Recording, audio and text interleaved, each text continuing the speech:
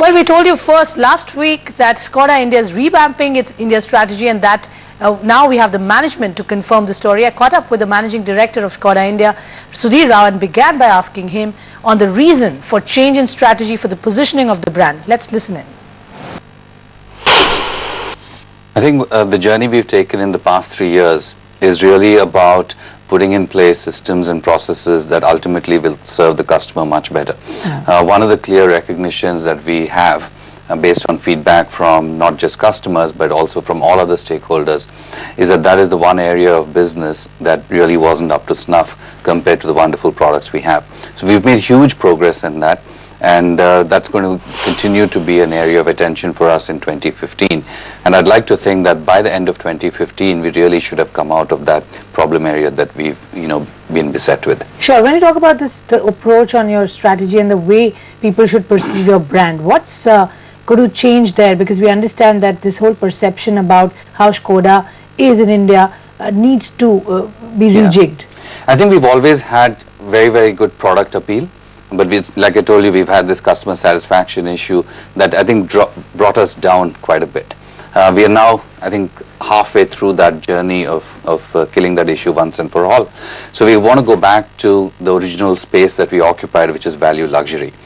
So that's what we have successfully done with the Superb facelift and the Octavia so far, and we'll continue to do that.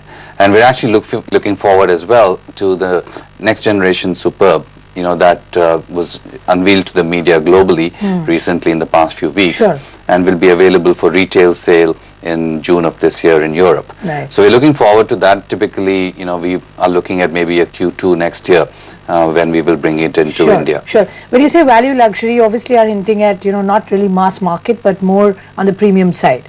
That's a deliberate attempt from the company?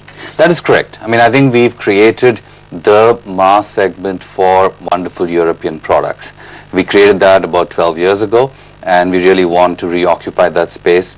And so we are very, very, very clear about that. If you look back at our history of the last 18 months, Swati, we've been very consistent with the Octavia and the Superb in terms of its pricing, in terms of the strategy behind who the customers we're going after, and we've been very successful with that. Sure. So we'll continue that. You've rehauled the entire, management, if I may say, as far as the top level goes.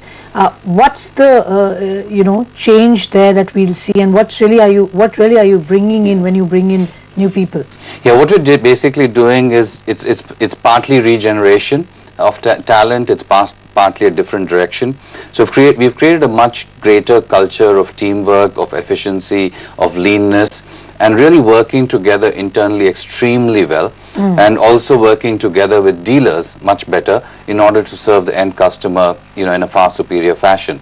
So the internal employee engagement indices that we have seen have actually gone up, despite some difficult operational measures we've taken, in each of the last 2 years. So we're about 5 points better on a scale of 0 to 100 in our employee engagement index than we were 3 years ago. Sure. So it's a part of the restructuring. It's part of restructuring, it's part of cultural renewal, it's part of focus on, efficiency, lean, and just a better place for employees to work in. I would like to talk about the financial health of the company, and I know, not great numbers there.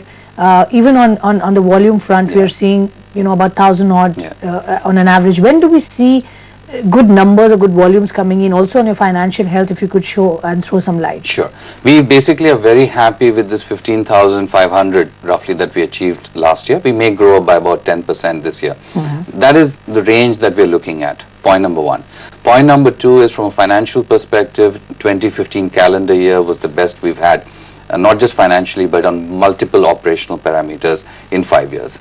So we are, very, very well placed. But you've cut down costs, and we've done a lot of measures internally. We've made the organization leaner from a people perspective.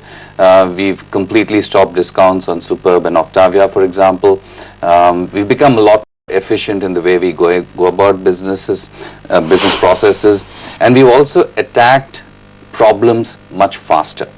So the cost of running the business and cost of solving problems has gone down Right, tremendously. but any timelines to say that, you know, this year onwards you will be profitable in India? We don't, discuss our financial performance publicly, as you know. But being internally, if you multinational, have set privately out held. something next 5 years, 6 years, I mean, how long Yeah. will it take you to become profitable in India? I'd like to say that in 3 to 4 years, we should turn the corner and be profitable on an operational basis as All well. right. I don't believe it's too ambitious a goal. I think we're well on our journey to That's that. great. And we've got some wonderful product plans in the medium and long term that will help us get I there. want to get your comments quickly on the product plans, as you mentioned. New Fabia, is it on the radar anytime soon? We are working on it. We definitely want to come back into that segment. I'd like to say with very high level of confidence that we will be back in that segment in the medium to long term. So let's put that, say, in the next 3 to 5 years, we will be back in that segment. But for now, the focus is on the premium segment. That is correct. All right, that was the management of Skoda India talking about the way ahead. Well, staying with the news from the auto sector, with the government introducing a new subsidy on e-vehicles, we caught up with Suhinder